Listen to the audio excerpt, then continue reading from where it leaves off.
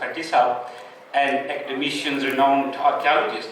Sir, please let us know something about the importance of culture in the discourse of development, especially in the context of academia, because you have very impressive experience in academia. Please let us know something We'll about the like to importance start. of culture in the discourse of development, especially in the context of academia, because you have very impressive experience in academia. And we would like to start, and if you could tell us something about Gandhara civilization. What does the audience want? Should we speak in English or Urdu? In Urdu. All right, since we are talking about culture and discussing traditions, I think Urdu is appropriate. Sir said regarding culture, since my background is in the Department of Archaeology and Museums, and also studied anthropology at Quaid-i-Azam University and tourism and hospitality as well. So this culture of ours, we often tell our students that it is a sum total of learned behavior, that whatever you learn from birth to death, that is culture. That's where everything comes from. There are many definitions and sub-definitions. But when we talk about heritage, then heritage is also like that, which is transmitted from generation to generation. Like if we talk about Buddhism or if we talk about our Gandhara civilization, then in Taxila, since it is very close to Islamabad and Rawalpindi, in Taxila you will find Buddhism flourishing.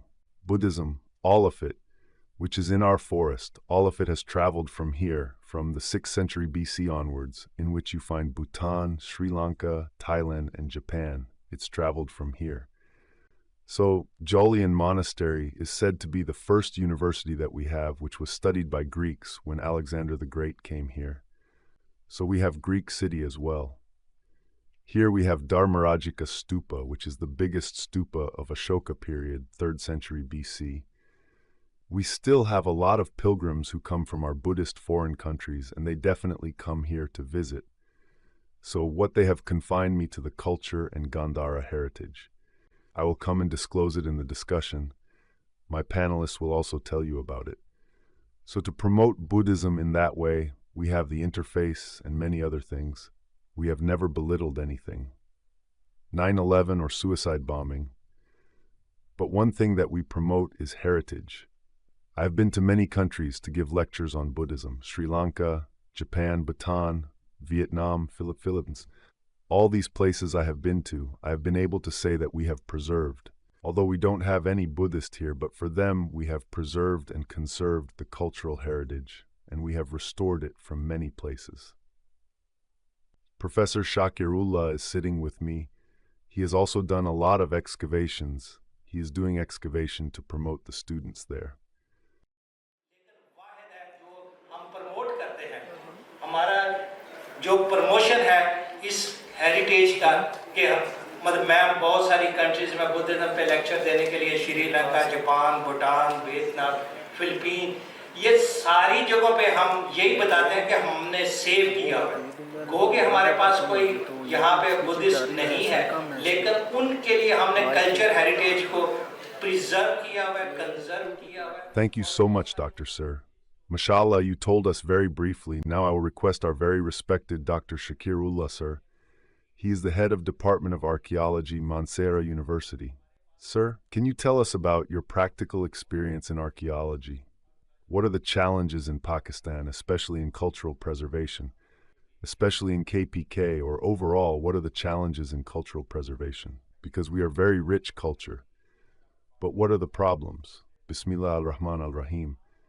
It's a very good question and a very challenging one, because culture, and especially heritage, this region which is God-gifted, is a region that from 2 billion years ago to the present time is giving a very long profile of diverse culture, diverse heritage. This is the good fortune of our area. One way or the other, it still exists, it's still preserved. Internationally, there's a lot of work done on that, nationally, internationally. The challenge is that there is no awareness. Awareness is our government's key focus. Because in this country, if we focus on two things, one is heritage tourism, and higher education. These two are tools that, if showcased, and the challenges in that, one is the attention of the government to invest in that, and second is to educate the masses. Because you see day by day, Heritage is being taken away, people are destroying it, people are breaking it, because they are not aware. Because in their minds, one thing is being planted, that this is someone else's. This is not someone else's. This is heritage of our area. Now, about heritage, whichever religion you take, their teachings are such that their heritage belongs to humanity. This does not belong to any religion, any sect, any color, any gender. Whatever is in this region, whatever is present today, that is their heritage. There is a binding on their religion, their society, and their dignity to safeguard it. As long as there is safeguarding and attention on that, there will be no such thing in this area that there is no promotion. And I can say this with certainty, that two things on which the government should focus, especially on the heritage, and it is our responsibility to educate not only the students, but also the masses. And just like the workshop and panel discussion that is taking place today, heritage belongs to humanity. ये किसी religion, किसी sect, किसी colour, किसी gender को belong नहीं करता। इस खित्ते में जो भी है, आज जो बंदा मौजूद है, वो उसकी हेरिटेज है और उस पे उसकी ये बाइंडनेस है, उस पे उसकी रिलीजन की भी, उसकी सोसाइटी की भी, उसकी लॉ की भी कि उसको we should सरकार hold similar events, not only in Islamabad but everywhere, to aware people so that they should know that what is heritage and civilization and what are my responsibilities to which I can contribute. Because to a layman he considers that he has nothing to do with that, but this is not true. It is responsibility of everyone, and the only way to get rid of this thing is education. Thank you so much, Dr. Shah. You have raised a very good point. So there is no sequence of discussion. So I think there should be a gender balance. My respected madam, Ms. Bushra, she's a faculty member at Foundation University, Islamabad. Ma'am, sir just talked about the stakeholders. So being an academician, tell us, what is the role of the student community? How can we actively engage students in research or overall promotion of ecotourism, especially for achievement of sustainable development goals? Assalamu alaikum. I'm teaching in the Foundation University. I will talk about sustainable tourism. The biggest challenges of sustainable tourism are, number one, lack of awareness. As Sir Shakir discussed, that there is no awareness among people. So to bring awareness in people, we should do workshops and seminars.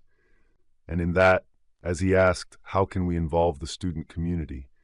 So students can have a platform where they can bring awareness in people that what is tourism actually, and what benefits our country getting from it.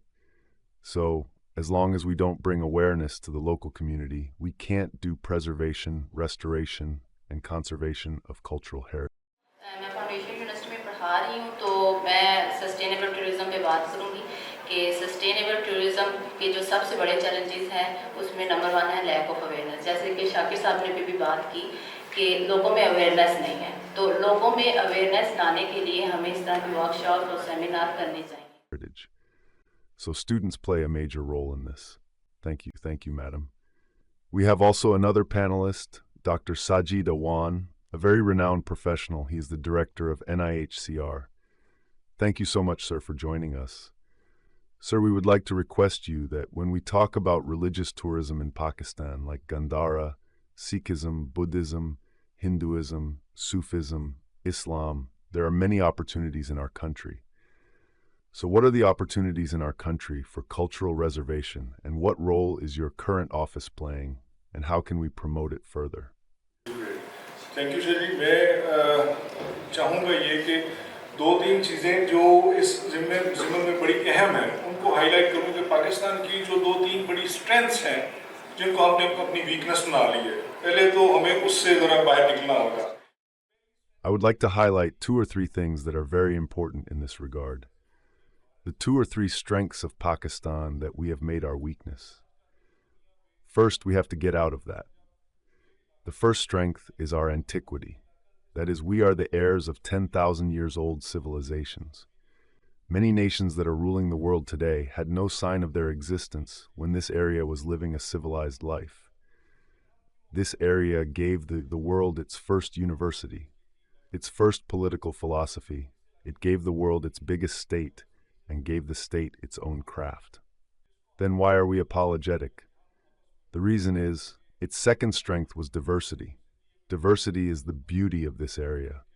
Diversity is the strength of this area. We have made it our weakness. We thought that some are Punjabi, some are Pakhtun, some are Sindhi, some are Baloch, some are Muslim, some are Hindu, some are Sikh. No, these are all colors of the beauty of Pakistan. We have made them the symbol of the prosperity of Pakistan.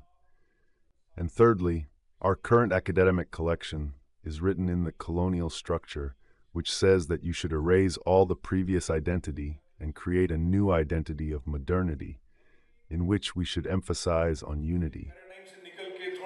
Post modern perspective पे आना होगा हमें वो सारी जो colonial history लिखी गई है जो कॉलोनियल मईशत बताई गई है जो कॉलोनियल तहजीब तमद्दन माशरत सियासत जमहूरियत बताई गई है उससे निकल के हमें ज़रा पोस्ट कॉलोनियल पर्सपेक्टिव पे आना होगा और पोस्ट कॉलोनियल पर्सपेक्टिव में मेरी जो डिस्कवरी है as a student of history Pakistan की माशरे को स्टडी करने वाले सारे सोशल साइंटिस्ट ने कहा कि Pakistani society We have to leave the paradigm of modernity and come to a postmodern perspective paradigm.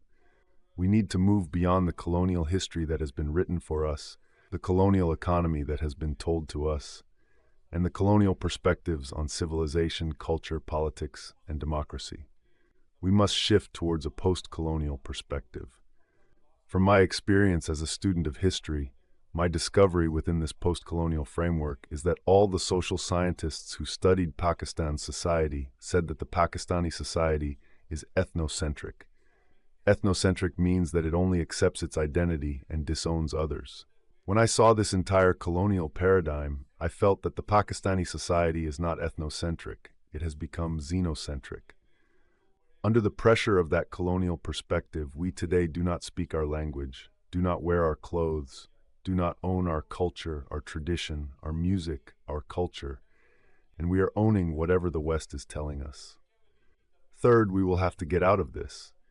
And in the course of that, we will not only include Muslim historiography, but also to include all the great religions that were born in this area. What did we export? We exported Buddhism. What did we export? We exported intellect. We exported the thoughts of Kautilya Chanakya, in front of which the Prince written by Machiavelli is a small piece. The entire world acknowledges Machiavelli, but we have not been able to bring that. I said earlier that everyone knows Alexander who went to conquer the world. But no one knows who was the first to stop him. He was King Porus. My request is that Porus was made in a colonial narrative. That Porus, we did not defend him. We could not tell that he was from this area and what is the origin of his area. I think that this festival will spread the soft, real, peaceful coexistence image of Pakistan, which is reality of this area. That is our intellectual heritage. That is our real pride, which means that we are adoptive and adaptive. We welcome people. We give them space in our hearts. And we need to get rid of this label of the West, of extremism and hardliners. And our youth, I'm very happy that this includes people from every religion, every class, and from all provinces. Sindhi, Balochi, Punjabi. Everyone is part of this, every ethnicity. We ourselves are among the list of elders. The new generation and children are also part of this. This message needs to be taken to the entire world. What is the significance of Pakistan? The beauty of Pakistan's diversity lies in what we have promoted, knowledge and intellect. And the world has given Pakistan an extremism. We don't accept this extremist ideology. We want to live in a pluralistic society, and that is my take, sir. Thank you so much. That's an amazing thought on this issue. Doctor has talked about diversity and inclusion and promotion of indigenous values, indigenous knowledge. We will continue this discussion. We have with us our very respected Sir Muhammad Kashif Irshad. He is advisor and culture expert with the National Heritage and Culture Division, Government of Pakistan. And the focus of Mr. Kashif is on policy making, strategic planning, and institutional development. Sir, as Sajid has talked about the inclusion of indigenous knowledge promotion. So since you are representing the federal government, so what is our policy on how we can promote the tourism, national heritage, and ecotourism, And if there is any, what are the main features of it? Bismillahirrahmanirrahim.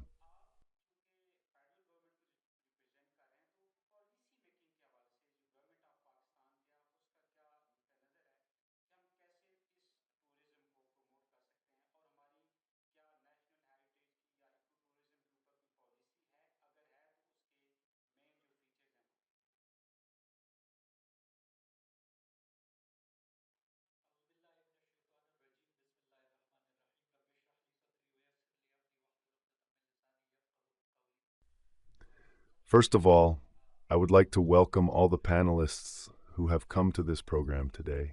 I would like to thank them for coming, especially the students who have come here because of whom this event, this festival, and this gathering have been able to take place. So I would like to thank all of you for coming. As far as policy side is concerned and the government of Pakistan's thinking for the past 1.5 years, since I have been an advisor on national heritage and culture, I would like to talk about that.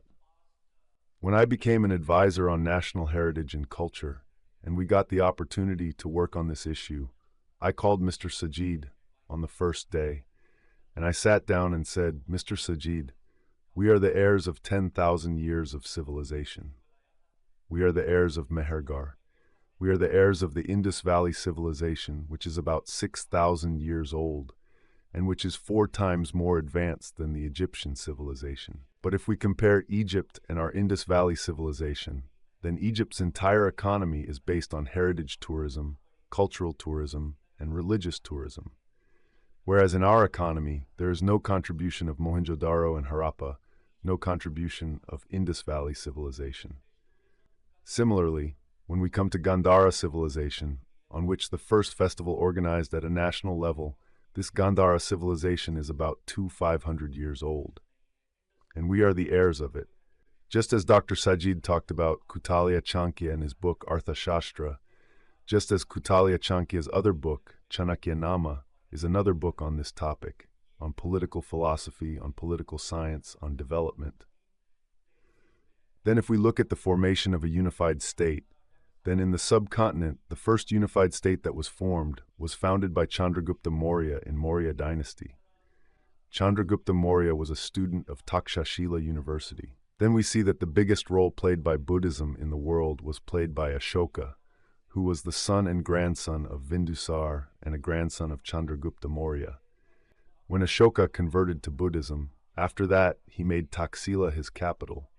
And from here to the east and far east, the messengers of Buddhism went and spread Buddhism to the east. If we look, then all the non-Abrahamic religions, whether it is Jainism, Buddhism, Sikhism, or Sufism, all of these are developed here. बख्शने में जो सबसे बड़ा किरदार अदा किया वो अशोका ने किया, जो कि बिंदुसार का बेटा था और पोता था चंद्रगुप्त मौर्य का. So we see how much this region has contributed to the world.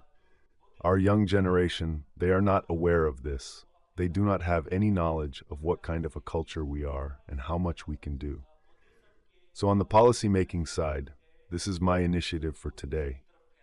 The URAN Pakistan program launched by PM Shahbaz Sharif under the 5 East framework, we are trying to make Pakistan self-reliant economically. And in that, the heritage economy, cultural economy, and the cultural tourism should play a key role. So in that regard, I had spoken to the Pakistan Poverty Elimination Fund a while ago. I had told them to make a project on heritage tourism, heritage and heritage promotion. And they made that project, and Kuram Welfare Home won that project. And they are working under our domain. I have invited the delegates, the partners of the World Bank and IMF, the international donor agencies, the ambassadors of Thailand, the people of the Buddhist nations. I want to engage them. My target is that over the next 4 years, 5 years, I will bring $4 billion to the heritage economy. And this is our vision.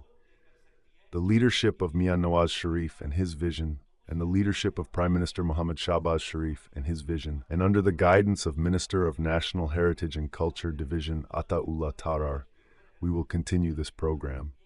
And I am seeing that over the next 5 to 10 years, we will create 7 lakh jobs we will be in the position of getting $18 billion in the economy. This is what the policy side is. Thank you so much.